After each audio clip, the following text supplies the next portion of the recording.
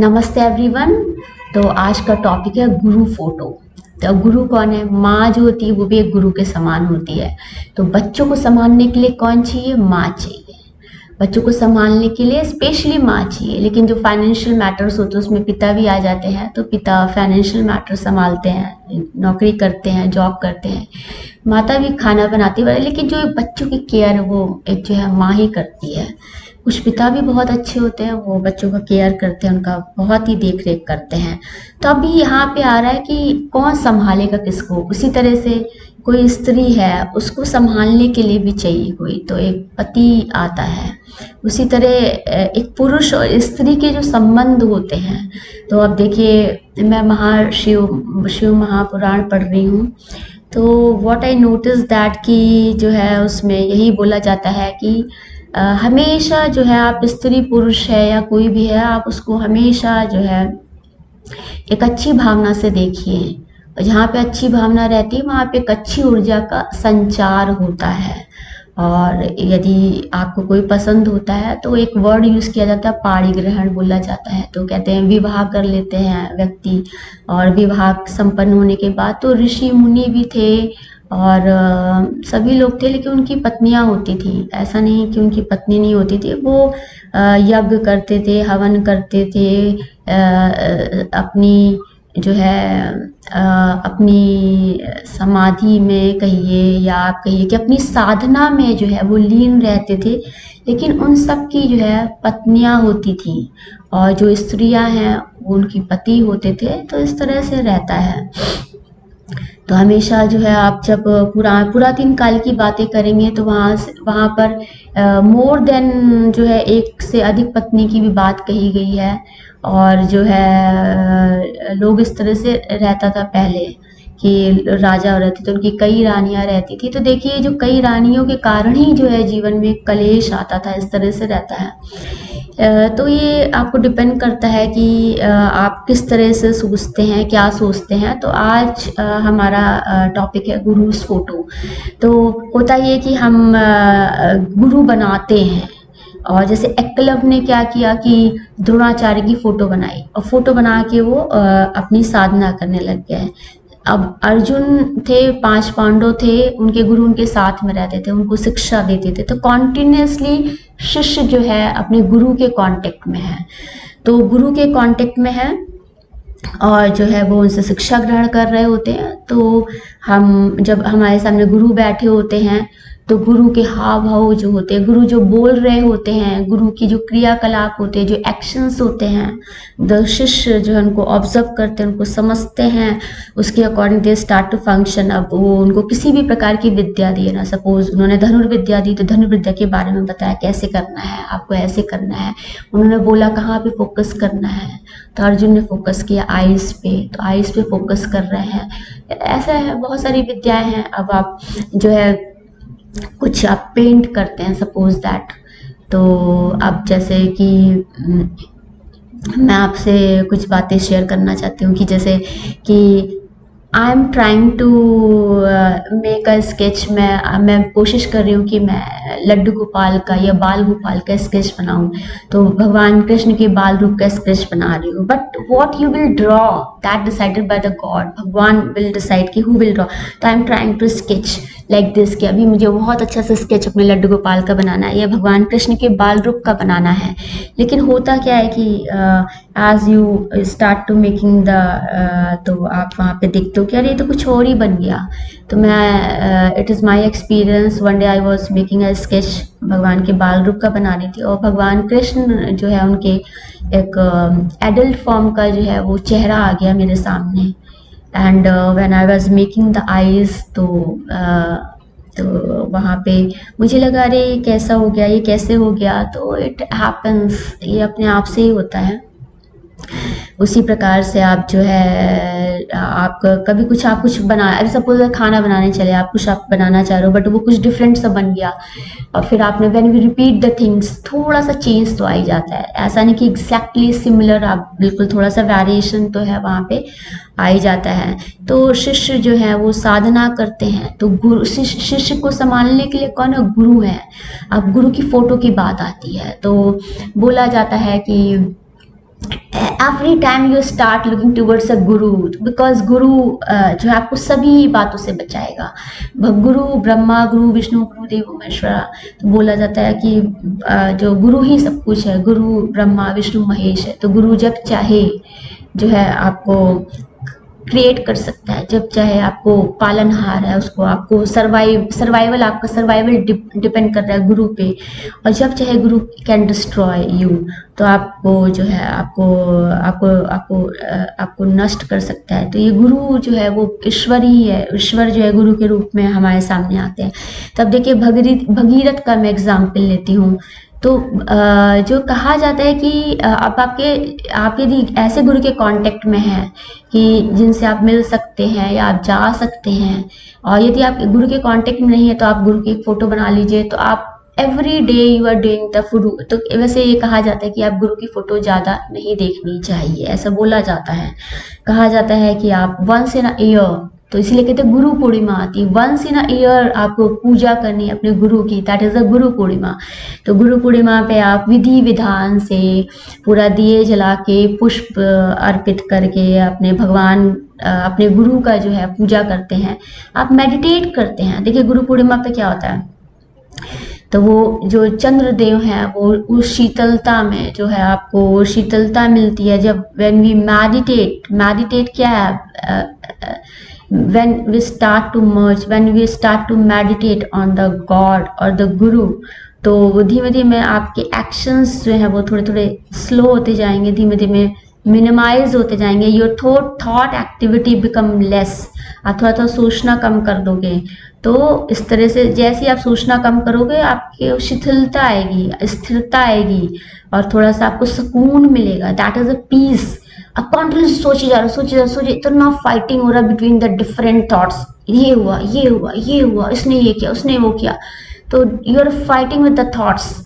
तो ये जो थॉट्स का जो है आपका फाइटिंग है, उसने ये कहा उसने किया, ओ मैं अब क्या करूँ, मुझे अब क्या करना है, ये इतना प्रॉब्लम करता है ना माइंड में कि your work, your food, everything, your every action will be affected by the thoughts.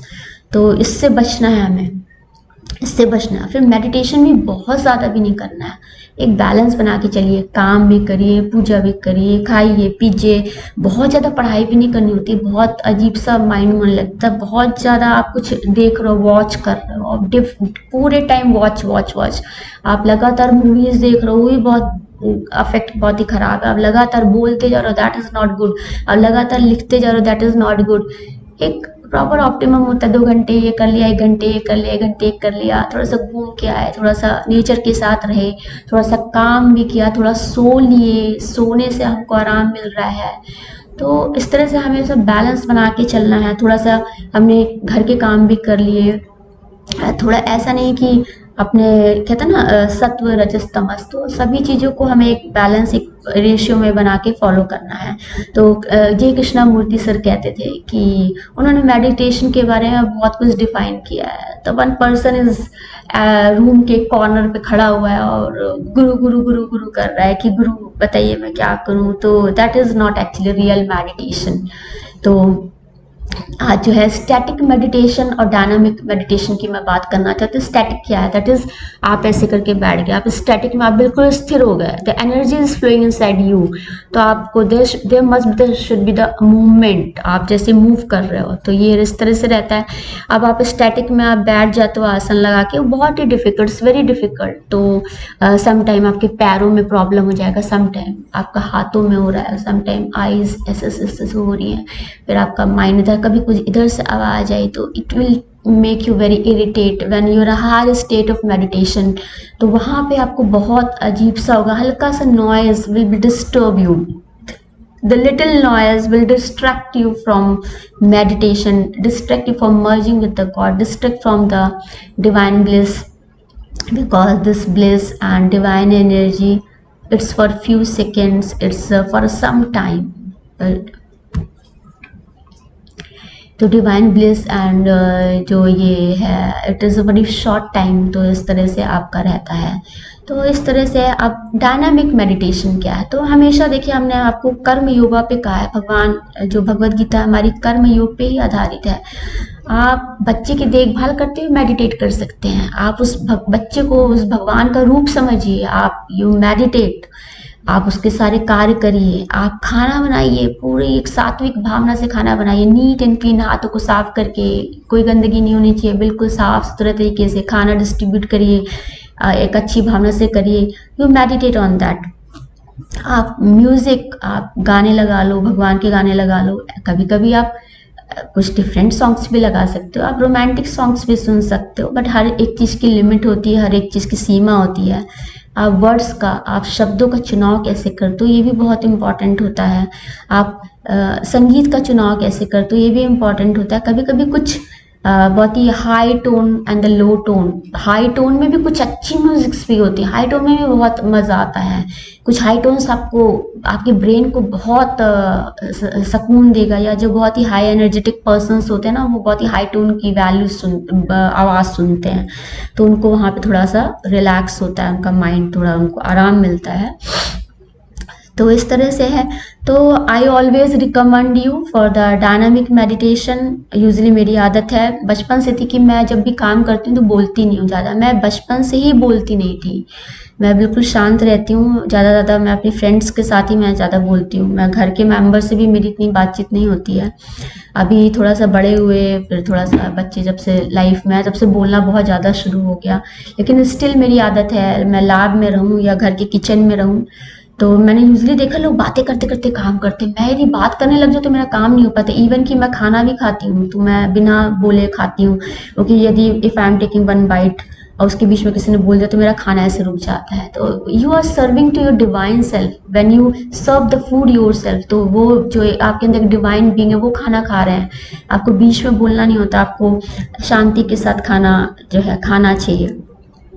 Interruption नहीं, अब देखिए 5 मिनट में खाना खत्म हो जाता है, आप बैठ के बातचीत कर रहे हो, आधा घंटा लग जाता है खाना खाने में, तो इस तरह से नहीं होना चाहिए।